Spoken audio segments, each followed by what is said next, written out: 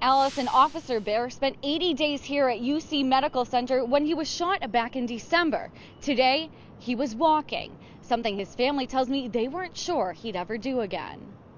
And family filled the 797 Elks Golf Club in Wilmington Saturday. Proceeds from this silent auction will cover the medical costs for Ohio Department of Natural Resources Officer Kevin Bear. I can't believe the amount of compassion and love people have for my husband and the journey he's made. Authorities say Officer Bear was shot in December while investigating a report of illegal poaching on private property in Clinton County. Officer Matt Roberts tells us he was there that day Bear was shot. Never really thought I'd have to go through that, but it was bad. Yeah, I was one of the first ones right there with him, and we took care of him the best we could and got him loaded up and out of there. And he's here today. And he's walking. Officer Bear's family says his recovery wasn't easy. In fact, it was pretty touch and go for a while. But to his wife, Kathy, she says her husband is inspiring. My husband is joy. I tell my kids that every day, even when you're having a down day, find one thing in the day that brings you joy, and he's joy. Kathy says getting shot was traumatic enough for the 25-year ODNR veteran. She tells us he's now fighting PTSD from his long stay in the hospital. He's battling, obviously, conversations around him when he was semi-conscious, lots of beepers and bells and alarms going off around him. He was 28 days in the ICU, so he has a lot of mental trauma from that. Officer Bear's family says they're glad God gave him a second chance. His determination and perseverance is humbling, and it's just a godsend. We're so blessed that God gave him back to us, and we get to celebrate him.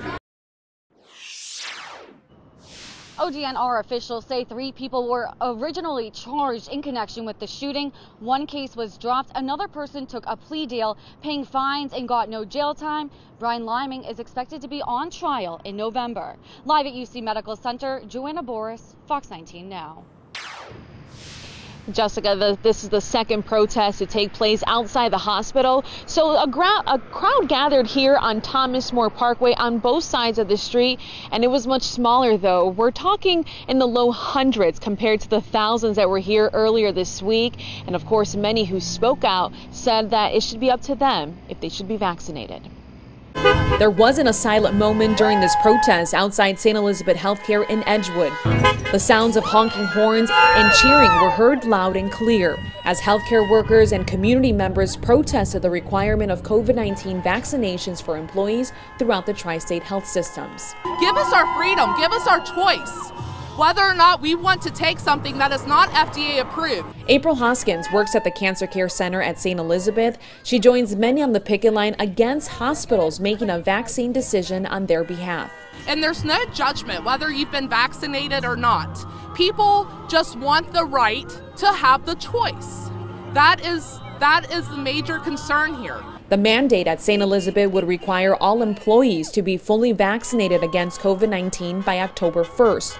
A hospital spokesperson says the new policy will help health systems respond to a surge in COVID-19 cases driven by the Delta variant. Supporters of the mandate have said it's a good idea for patient and staff safety. I've been vaccinated my whole life. I was married and I was raised in a military family. I've had all my vaccines. I have just not taken the COVID vaccine. Donna Craze is also a nurse, and she says she'd like to see long-term efficacy and safety studies before injecting the vaccine. Nursing student Victoria Howard is not against it, but says she would like it to be a personal choice. I'm against being forced into the vaccine. It's all about a right of freedom. It's the United States, and we should all be free to choose.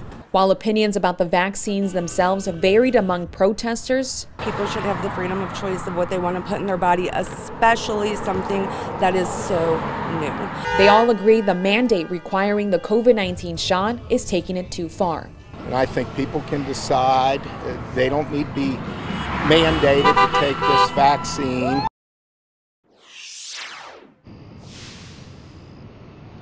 And the workers tell me that their jobs are at risk if they don't get vaccinated. And also those who came tell me that they will continue showing up because they want the hospitals to reconsider their decision. I'm also told there will be another protest 2 weeks from today happening at St. Elizabeth, but in Florence. We're live in Edgewood. Andrea Medina, Fox 19 Now. Also from Northside, another event to get the kids ready for their first day of school. Chase Elementary and Guiding Light Mentoring teamed up for this back-to-school event.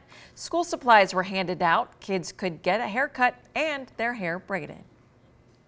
We wanted to do this because everything going on with COVID-19 and the families, dealing with a lot of financial strain and hardships because of COVID, we definitely want to be able to eliminate that one burden to help them. So to be able to see the families coming out here and even the teachers and the other vendors that are here taking part in this, it just really means a lot to us.